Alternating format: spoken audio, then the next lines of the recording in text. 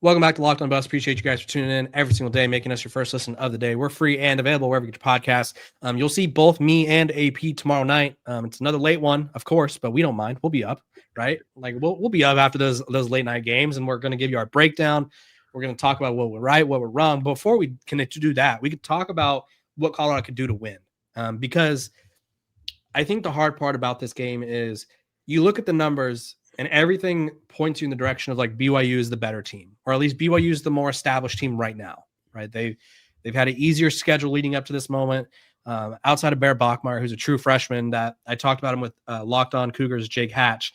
He joined the team in fall camp and has just been nothing short of a star for them. He's a super genius, went to Stanford.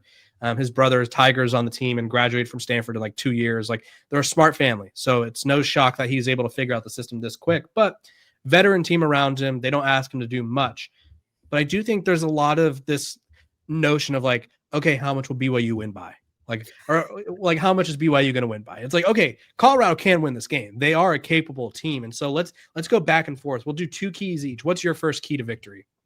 I think my first thing is the guy who we talked about, Caden Salter, because I think what we saw from the offense last week against Wyoming is what this offense was supposed to be entering into this season. And frankly, it was taking shots down the field. So it's not just Caden Salter, it's also opening up that playbook a little bit with Pat Shurmur. I mean, even last year when you had Shedeur and Travis, they weren't necessarily a team that would just, go on these lengthy drives and drain the clock and score touchdowns and whatnot. They would hit you in spurts. Big play down the field to Travis, big play down the field to Draylon Miller, big play down the field to the other big receivers they had last year. So I think it's getting Caden Salter confident, but also going for those chunk plays, going for those home run balls, because that'll also build up his confidence along the way. So I don't want to see you come out and run these basic scripted bubble screens and mesh concepts like they do over and over again. Take some shots down the field. That's where I'll start.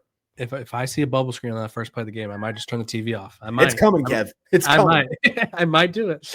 First key of the game for me is you got to limit the run game, right? I'm not going to be crazy and be like LJ Martin, 10 yards rushing. Like, let's be realistic. He's averaging 8 yards per carry. The biggest problem he's had throughout his career is health, and he's fully healthy by all accounts. And without Moa, the other running back, they're going to lean on him, right? You have to figure out a way to either make this a game defensively where running the ball is not an option, or where running the ball just isn't as effective as it has been for them, right? Because I do think Colorado has the guys. They just haven't executed. So slow down LJ Martin, make your life easier, get off the field on third downs. Don't allow BYU to get into those 3rd and 2. Like AP said earlier, when he runs the ball, he's a spit away from a first down, right?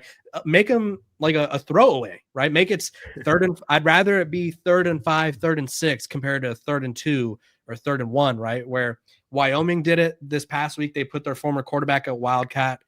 He's a tight end now, which was probably the biggest Wildcat quarterback I've ever seen. 6'5", like 250. Like they just powered him through. Houston did the same thing, right? They'd get in those short yardage situations, run the ball with Connor Wigman or Dean Connors. So don't allow BYU to run the ball all over you. You got to limit them in some capacity.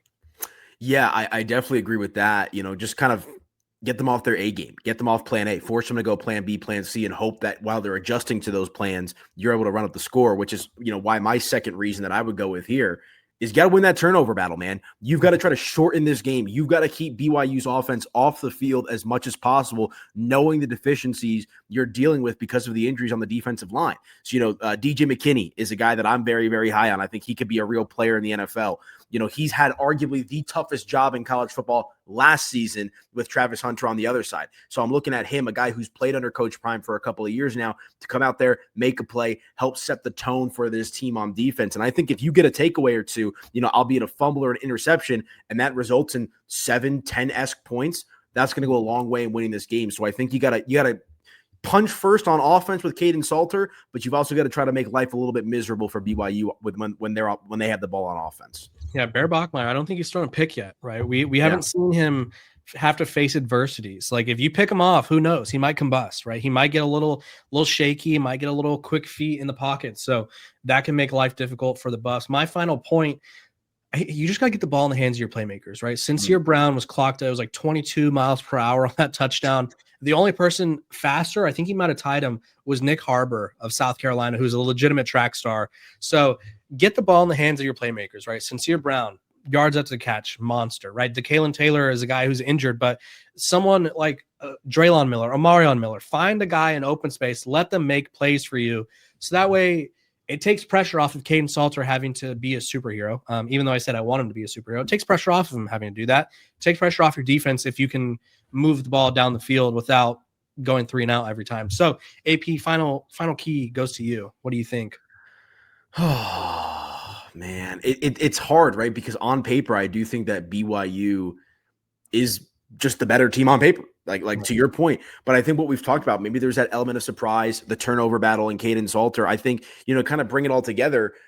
It comes down to the play calling as well. Like that is, I think, like a lot of people, as frustrated as they've been with the offensive CU throughout the course of the season, it seems like a lot of that frustration has been pointed towards the play caller. And I had the opportunity to talk to Coach, or ask Coach Prime a question in his post-game press conference after the win against Wyoming. And I basically asked, because Pat Shermer, I believe it was after the Delaware game, said, sometimes offenses tend to stall out of the gate in college football because there's no preseason. So I kind of reiterated that question to Coach Prime and said, hey, a handful of games in, you got some big chunk plays tonight. Do you believe, that has any impact on your offense? And I shouldn't say he completely disagreed with me, but he was like, no. Like, we have the talent. We have guys that just have to do their job. I have to be better in practice and getting the most out of our practice sessions. So with that, I don't think it's ever been a question about talent with this Colorado Buffaloes team. And thing that feeds into the turnovers, that feeds into Caden Salter. But most importantly, I think a key to victory is getting these coaches on the same page, in tune with their players and their heartbeat on the field. So I'm looking at Pat Shermer. I'm obviously looking at Robert Livingston on defense to make adjustments as needed. I think if the coaching staff matches the energy we're hoping to see from the players on the field, they can absolutely win this game.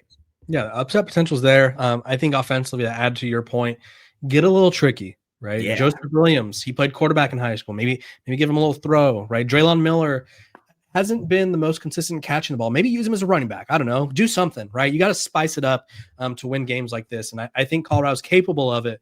We'll just have to wait and see. AP, appreciate you hopping on. Tell the people where they can find you.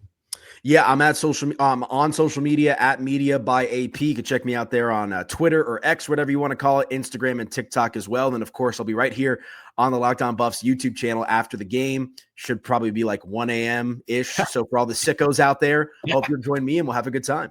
Yeah, we'll both be going live sometime after the game. It'll be really dark. I can tell you that. So appreciate you guys for tuning in, making us your first listen of the day. We are free and available wherever you get your podcast, and we will see you guys tomorrow evening.